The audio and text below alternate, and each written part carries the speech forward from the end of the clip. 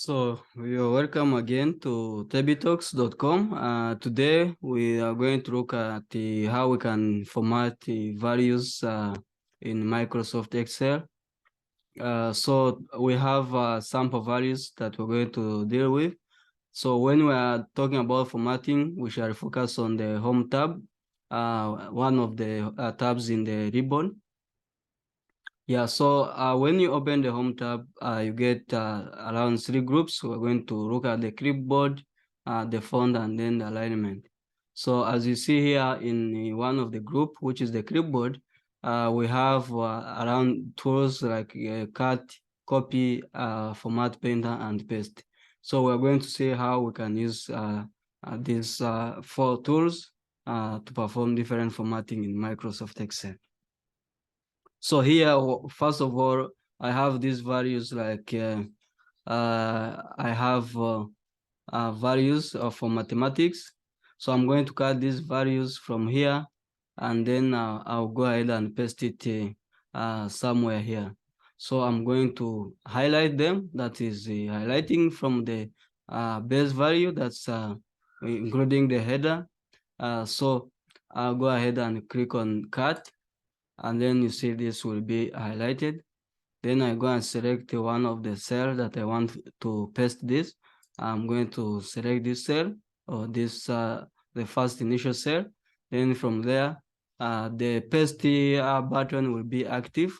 Then I click on that, and then the values will be pasted here. I'm going to do it again by cutting them from here. I put them back where they have been before. So here what I'm going to do, I first select the first cell content, that's the initial. Then I highlight up to the last value. Then from there, I select the cut. And before I select that, you can see the paste option is inactive. But after that, it becomes active.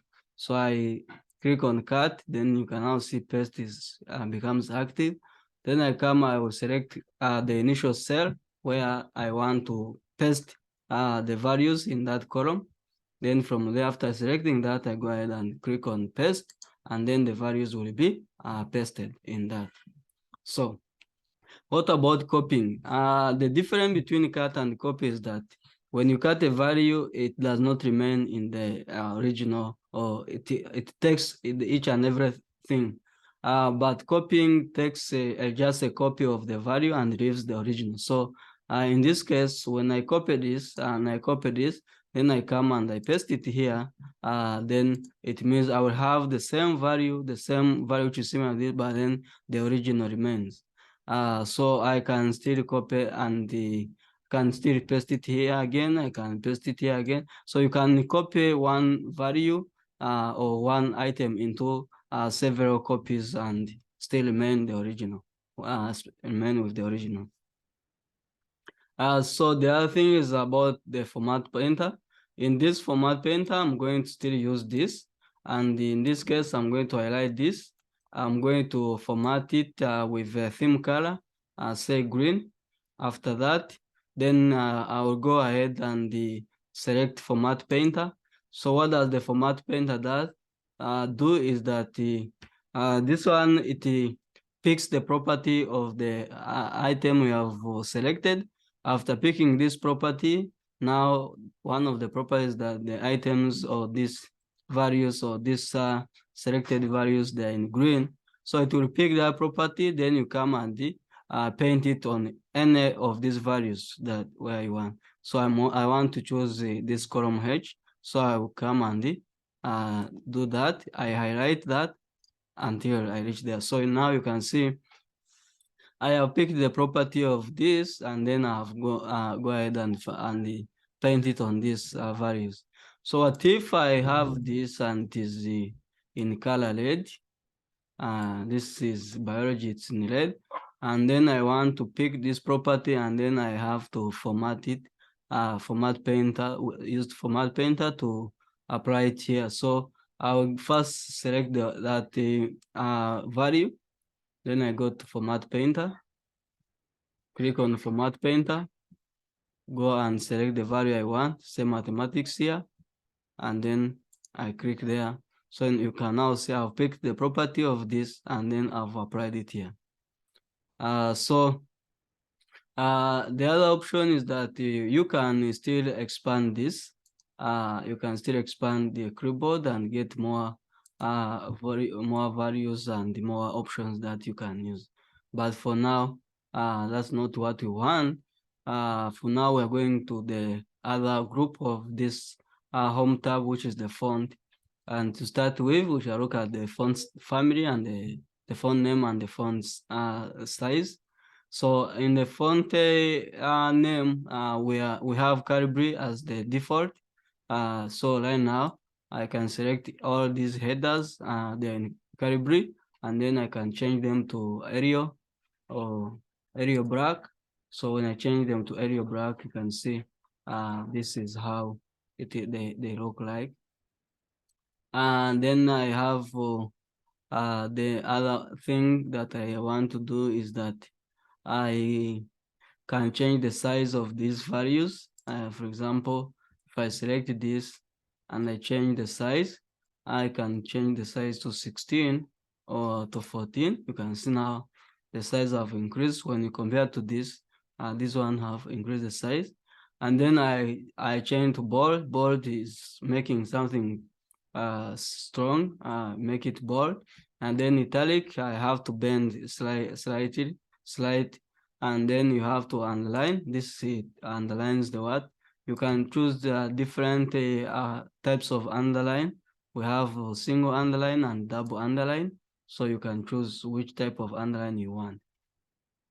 And then after that, you've seen the font name, the font size, we've seen bold, italic, and the underline. Then the other thing is about the border, the bottom border. So here, you can go and select the bottom and then you choose the border. Or you can select the all values like this. And then from there, you come and select border. When you talk about border, we have the bottom, top, left, and right borders. So all the angles, all the direction have borders. So in this case, I'm going to choose all the border, and then you can now see that all these values have been selected and the border have been applied both on top, bottom, right, and left. Yeah, then the other thing is about the format or fill color. Fill color, here you get you select the values you want and then you fill the color of your choice. So in this case, I'm going to select this, then I go to fill color, and then I'm going to fill it with color yellow. That's how the thing looks like. This color, font color goes direct to the value within a cell. For example, I select the grade and then I want to change the color of that, so I can choose grade and give it that color. And then this one is this is what we call the increasing the font size and then decreasing the font size. So if I have this mathematics and I want to increase the size, I can select that. If I want to reduce, I can use that to decrease the size. The other part we're going to look at is what we call text alignment. Alignment, we have different types of alignment. We have the left alignment, we have right, center, and then justified in Microsoft Word. So here in the Excel, we have right alignment, we have the left alignment, we have the center, and then we have the top, we have the middle, and then we have what? We have the bottom alignment. So if I select this value C5 and then I say center, center alignment takes the value to the center of the cell. Then right takes the value to the right of the cell, whereas left takes it back to the left of the cell. On top, it takes the value to the top of the cell. This is the middle of the cell, and then this is bottom of the cell. So this is all about the text alignment. Then apart from that, we have what we call the orientation. Orientation meaning how the direction unto which you want your text values or any value within a cell to look like. For example, I have mathematics. When I select this value and I want to change it to this angle of clockwise, then you can see how that one happens. Then I have biology. I want to change it to vertical. You can see how biology appears. I have grade. I want to change the direction to what? To rotate text up. So you can now see different text orientation which have been applied. Then we have for something very important, it's called the indent. Indent, this one moves your content closer to the cell border. Of course, each and these cells, they have the border or the boundary where you start writing and where you stop. And those are what we call the cell borders. So normally when you use the indent, we have what we call increase and decrease indent. Increase indent, it moves towards, takes the word towards the right of the border, whereas decreased takes the word backward toward the left of the border.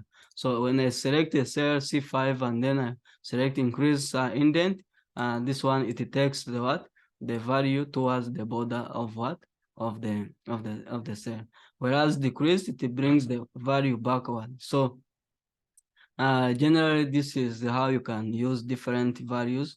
I mean, you can use different tools here to make different kind of formatting in Microsoft Excel.